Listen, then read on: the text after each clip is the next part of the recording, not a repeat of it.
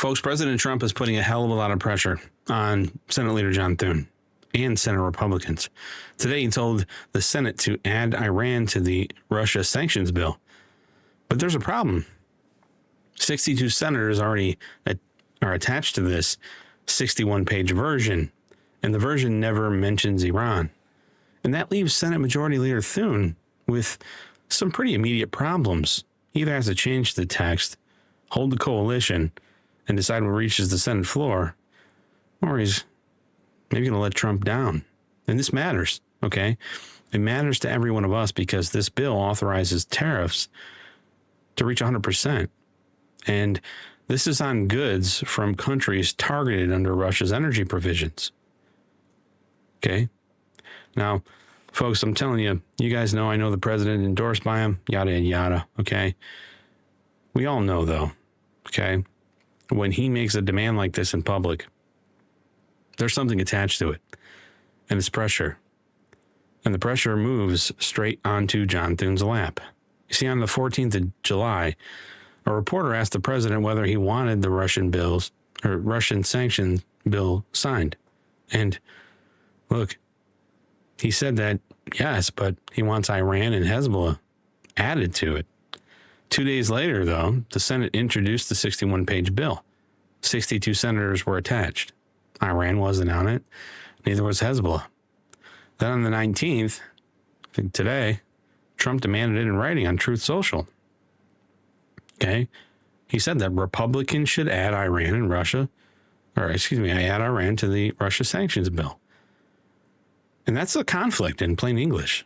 Trump wants Iran in the bill, but the bill says nothing about him. 62 senators are attached to the current text, and John Thune controls what happens next. See, Trump was also adding in that Iran being added to this bill is what Lindsey Graham had wanted. And that puts a lot more pressure, too. And look, we have the bill, we have the names, we have the dates. So you may be thinking, why is this hard? Problem is the text.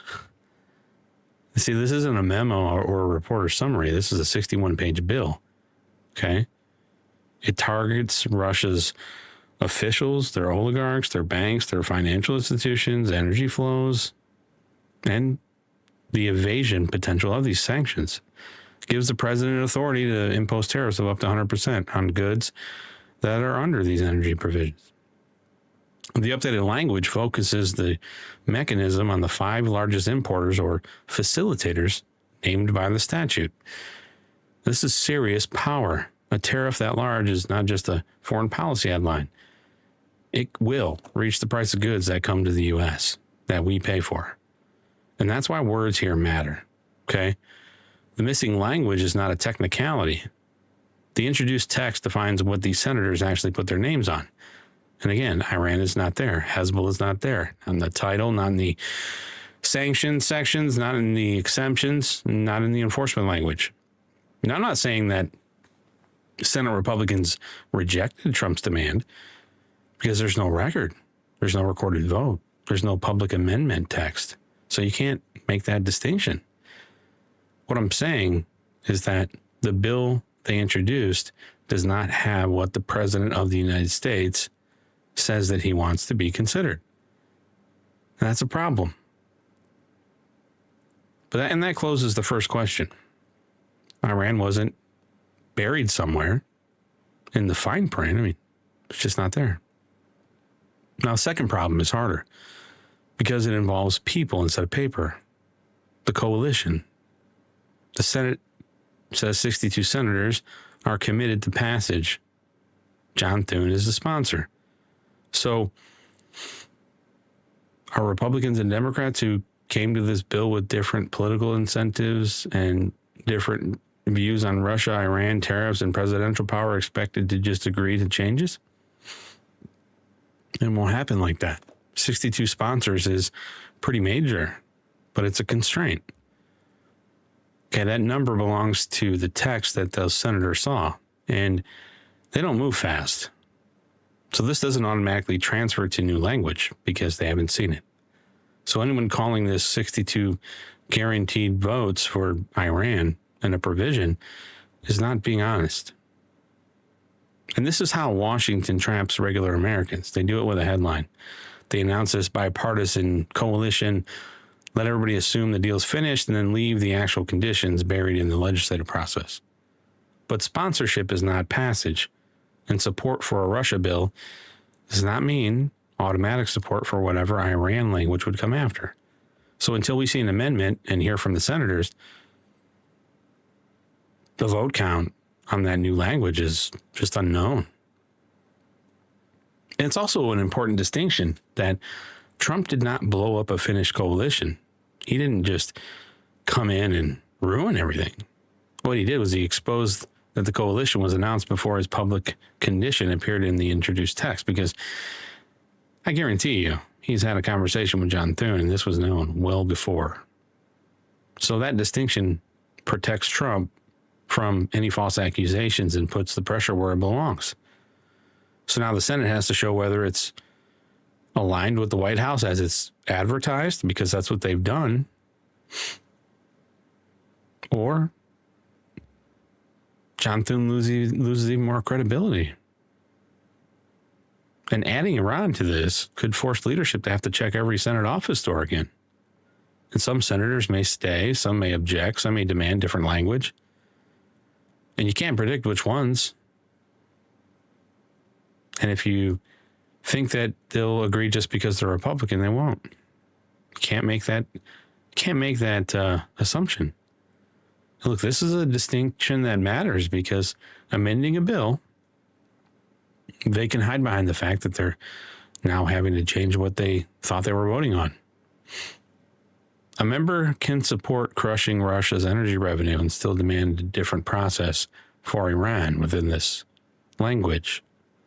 That would not automatically make one of them pro-Iran, anti-Iran, pro-Trump, anti-Trump. What it would do, though, is tell us the amendment has its own coalition. And that's something we don't know yet. I'm just using that language.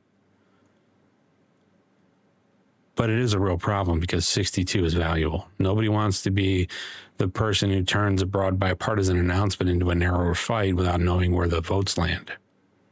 So, look, folks, if receipts first coverage is what you want, hit the subscribe button, because I will separate the amendment text, the vote count, and Thune's response from the BS the moment it becomes real.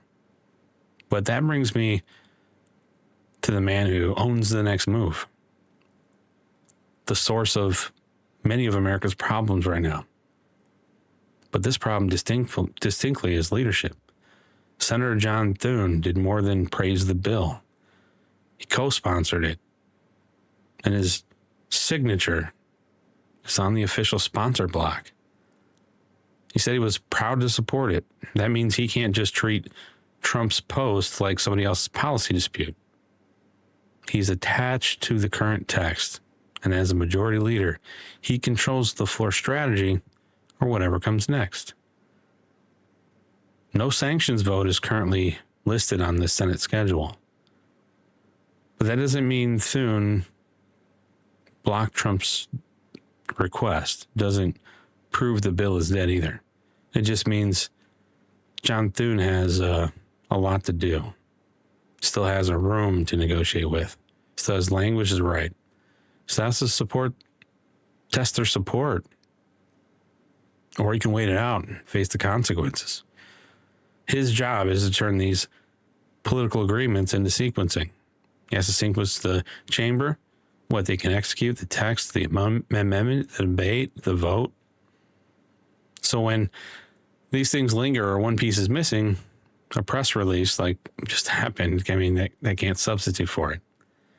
And that's why the schedule matters even before a vote appears, okay? That room is now even more important than it was just a few days ago. And Thune only has a few paths. He can work on an Iran amendment and find out whether the 62 senators hold. He can negotiate a separate measure. He can delay floor action while the language is resolved. Or he can move the Russia text and explain why Trump's addition is not in it. I don't think he wants to do that one, though. Regardless, every path here carries a cost. Problem is, none of those paths is a fact that he's going to do anything. Not until Thune or the Senate takes it up. That's the leadership problem, because paper doesn't schedule itself. And look, Trump's made it clear. He has said what the desired outcome is. And Thune now has to convert that demand into Senate action. He has to do so without pretending the votes are automatic. Okay? He's made a commitment, and the White House was aligned with this. And it's obvious by the post we saw this morning that that's not the case. So, once again, John Thune has a problem. He is a problem. Okay? But the story is not what the media wants you to hear. It's not that Trump changed his mind on Russia sanctions. It's not it at all. The story is that Trump added publicly a clear condition. The Senate introduced the text without it, and 62 senators attached themselves to that version before the mismatch was resolved. Trump forced the institution to show its work, and people who stayed through the documents now know the difference. They know the difference between a sponsor count, a floor vote, and an amendment that doesn't yet exist. And that difference is where the bullshit in Washington lives. So, hope you had a happy Sunday, folks. This isn't over. John Thune is becoming a sliver in the side of this republic. He needs to get his act together. He really, really does.